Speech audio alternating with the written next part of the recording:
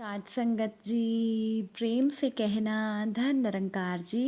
एक नई साखी के साथ स्वागत है आप सभी का आपके ही अपने चैनल पर। आज की साखी का विषय है गुरु की महिमा। तो चलिए सुनते हैं आज की ये साखी। साध संगत जी, एक समय की बात है, एक संत जी थे। उनके पास 30 सेवक थे।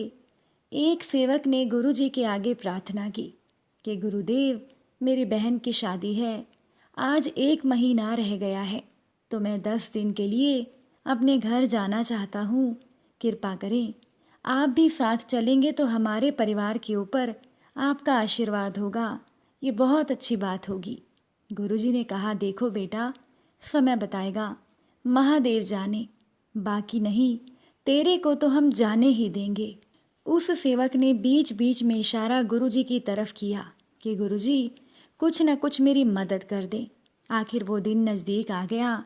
सेवक ने कहा, गुरुजी मैं कल सुबह जाऊंगा। गुरुजी ने कहा, ठीक है बेटा। सुबह हो गई।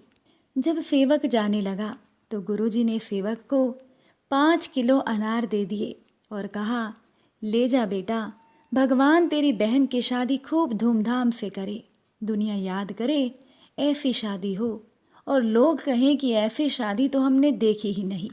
गुरुजी ने उस सेवक के साथ अपने 2 सेवक और भेज दिए और कहा, जाओ तुम शादी पूरी करके आ जाना। वो तीनों गुरुजी के आश्रम से निकल गए। तो अब वो सेवक जिसके बहन की शादी थी, वो दूसरे को कहने लगा, गुरुजी को पता था कि मेरी बहन की शादी है और हम बहुत गरीब हैं, फिर भी गुरुजी ने मेरी मदद नहीं की। 2-3 दिन के बाद वो तीनों लोग उस सेवक के घर पहुंच गए जिसकी बहन की शादी थी। उसका घर रेतीले इलाके में था, वहाँ कोई फसल नहीं होती थी। वहाँ के राजा की लड़की बीमार हो गई। राजा को हकीम वैद्यों ने बताया कि इस लड़की को अगर अनार के साथ ये दवाई दी जाएगी तो ये लड़की ठीक हो जाएगी। राजा ने अपने पूरे क्षेत्र में ऐलान कर दिया कि अगर किसी के पास अनार हो तो राजा उसे बहुत बड़ा इनाम देंगे। इधर मुनादी वाले ने आवाज़ लगाई कि अगर किसी के पास अनार हैं तो राजा को ज़रूरत है, जल्दी आ जाओ। जब ये आवाज़ उन सेवकों के कानों में पड़ी तो वो सेवक उस ऐलान वाले के पास गए। कहने लगे, हमारे पास अनार हैं, चलो राजा के पास। अब राजा जी को अनार दिए गए। अनार का जूस निकाला गया। लड़की को अनार के जूस के साथ दवाई दी गई। वो लड़की ठीक हो गई। राजा ने पूछा, तुम कहाँ से आए हो? तो उसने सारी हकीकत बता दी। राजा ने कहा, ठीक है, तुम्हारी बहन की शादी मैं करूँगा। राजा जी ने हुक्म दिया कि इस लड़के की बहन की शादी ऐसी होनी चाहिए कि लोग ये कहे कि ये राजा की बेटी की शादी है। सब बारातियों को सोने चांदी के गहने उपहार में दिए गए। बारात की बहुत अच्छी सेवा हुई और लड़की को भी बहुत सारा धन दिया गया। लड़की के माता पिता को बहुत ही ज़मीन जायदाद, आलीशान मकान और बहुत ही रुपए पैसे दिए गए। लड़की भी खुशी खुशी विदा होकर चली गई। अब सेवक सोच रहे थे कि गुरु की महिमा गुरु ही जाने। जिस सेवक के बहन की शादी थी वो क्या क्या सोच रहा था गुरु के बारे में, जबकि उनके गुरु जी का वचन था कि जा बेटा, तेरी बहन की शादी ऐसी होगी कि दुनिया देखेगी। साध संगत जी, संत वचन हमेशा सच होते हैं। संतों के वचनों के अंदर ताकत होती है, लेकिन हम अनजान समझते ही नहीं कि जो भी संत महात्मा ये वचन निकालते हैं वो सिद्ध हो जाता है। हमें संतों महापुरुषों के वचनों के ऊपर अमल करना चाहिए और विश्वास करना चाहिए, क्योंकि ना जाने संत मौज में आकर क्या दे दें। गुरु की महिमा केवल गुरु ही जान सकता है। साध संगत जी, एक शिष्य था समर्थ गुरु रामदास जी का, जो भिक्षा मांगने के लिए गांव में गया और वो घर घर जाकर भिक्षा मांगने लगा। कहने लगा, समर्थ गुरु की जय, भिक्षाम देही। अब भीतर से जोर से दरवाज़ा खुला और एक दाढ़ी वाला तांत्रिक बाहर निकला। चिल्लाते हुए बोला, मेरे दरवाजे पर आकर तुम किसी और का गुणगान कर रहे हो, कौन है ये समर्थ? शिष्य ने गर्व से कहा, मेरे गुरु समर्थ रामदास जी, जो सर्व समर्थ हैं। तांत्रिक ने जब ये सुना तो क्रोध में आकर बोला, इतना दुस्साहस कि मेरे दरवाजे पर आकर तू किसी और का गुणगान करता है? मैं भी देखता हूँ कितना सामर्थ्य है तेरे गुरु में। मेरा श्राप है, तू कल का उगता सूरज नहीं देख पाएगा, यानी तेरी मौत हो जाएगी। शिष्य ने जब ये सुना तो वो देखता ही रह गया। उसे आसपास के गांव वाले भी कहने लगे कि इस तांत्रिक का दिया हुआ श्राप कभी खाली नहीं जाता। कुछ लोग कह रहे थे कि ये बेचारा तो इतनी जल्दी अपनी जान गंवा बैठा। वो शिष्य उदास चेहरा लिए वापस आश्रम की ओर चल दिया। सोचते सोचते जा रहा था कि आज मेरा अंतिम दिन है, लगता है मेरा समय खत्म हो गया है। जैसे ही आश्रम में पहुंचा, गुरुजी ने हंसते हुए कहा, ले आया भिक्षा। अब बेचारा शिष्य क्या बोलता।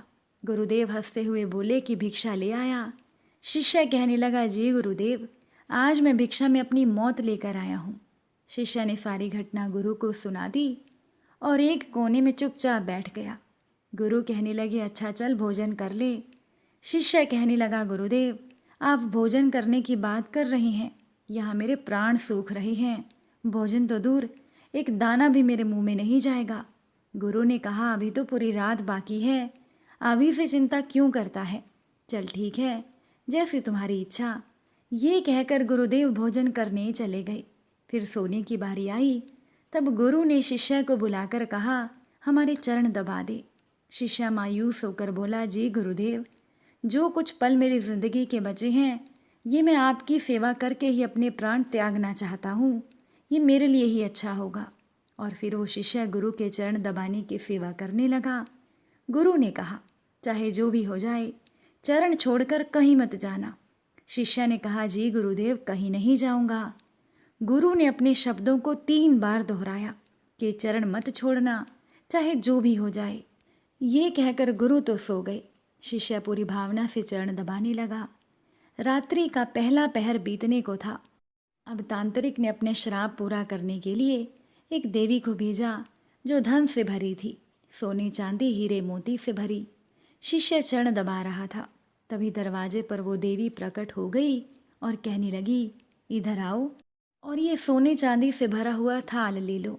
शिष्य कहने लगा, जी मुझे लेने में कोई परेशानी नहीं, लेकिन क्षमा करें, मैं वहाँ नहीं आ सकता। अगर आपको देना है तो यहाँ आकर दे दीजिए। उस देवी ने सुना तो कहने लगी, नहीं नहीं, तुम्हें यहाँ आना होगा, देखो कितना सारा धन है। शिष्य बोला, नहीं, अगर देना है तो यहीं आ जाइए। वो देवी वहीं दरवाजे से लौट गई। तांत्रिक ने जब अपना पहला पासा असफल देखा, तब उसने दूसरा पासा फेंक दिया। अब इस बार तांत्रिक ने उस देवी को शिष्य की माँ का रूप बनाकर भेजा। शिष्य गुरु के चरण दबा रहा था, तभी दरवाजे पर आवाज आई, बेटा तुम कैसे हो। शिष्य ने जब अपनी माँ को देखा तो सोचने लगा, अच्छा हुआ जो मुझे मेरी माँ के दर्शन हो गए, मरने से पहले मैं माँ से भी मिल लेता हूँ। अब वो औरत जो माँ के रूप में थी वो कहने लगी, आओ बेटा, मुझे गले लगा लो, तुमसे मिले हुए बहुत दिन हो गए। शिष्य बोला, माफ़ करना माँ, लेकिन मैं वहाँ नहीं आ सकता। अभी मैं गुरु चरण की सेवा कर रहा हूँ, मुझे भी आपके गले लगना है, इसीलिए आप यहीं आ जाओ। उस औरत ने देखा कि चाल काम नहीं आ रही तो वो चली गई। रात्रि का तीसरा पहर भी बीत गया। इस बार तांत्रिक ने यमदूत रूप वाला राक्षस भेजा। राक्षस पहुंचकर शिष्य से बोला, चल मैं तुझे लेने आया हूँ, तेरी मौत आ गई है, उठ और चल। शिष्य भी झल्ला कर बोला, काल हो या महाकाल, मैं नहीं आने वाला। अगर मेरी मौत आई है तो यहीं आकर मुझे ले जाओ, लेकिन मैं गुरु के चरण नहीं छोड़ूंगा। बस फिर राक्षस भी चला गया। सुबह हुई, चिड़िया अपने घोंसले से निकलकर चहचहाने लगी। सूरज भी उदय हो गया। गुरु नींद से उठे और बोले कि सुबह हो गई। शिष्य बोला, जी गुरुदेव, सुबह हो गई। गुरु ने कहा, अरे तुम्हारी तो मौत होने वाली थी ना, तुमने ही कहा था कि तांत्रिक का श्राप कभी खाली नहीं जाता, लेकिन तुम तो जीवित हो। शिष्य भी सोचते हुए बोला, जी गुरुदेव, लग तो रहा हूँ कि मैं जीवित हूँ। फिर शिष्य ने रात वाली सारी घटना याद की। फिर उसे समझ में आया कि मुझे गुरुदेव ने क्यों कहा था कि चाहे जो भी हो जाए चरण मत छोड़ना। शिष्य अपने गुरु के चरण पकड़कर रोने लगा। बार बार यही कह रहा था कि जिसके सर पर आप जैसे गुरु का हाथ हो, उसका काल भी कुछ नहीं कर सकता। साध संगत जी, जो शिष्य गुरु की आज्ञा पर चलता है, उसके पास तो मौत आने से भी पहले एक बार नहीं अनेक बार सोचती है। स्वयं भगवान श्री कृष्ण जी गुरु की आज्ञा सर पर ले चले। स्वयं प्रभु श्री राम जी गुरु की आज्ञा पर चले और पूर्ण सद्गुरु में ही सामर्थ्य है कि वो प्रकृति के नियम को बदल सकते हैं जो ईश्वर भी नहीं बदल सकते, क्योंकि ईश्वर भी प्रकृति के नियम से बंधे होते हैं, लेकिन पूर्ण सद्गुरु नहीं। गुरु की महिमा गुरु ही जाने। अगर आज की ये साखी आपको अच्छी लगी हो तो वीडियो को शेयर ज़रूर कीजिएगा।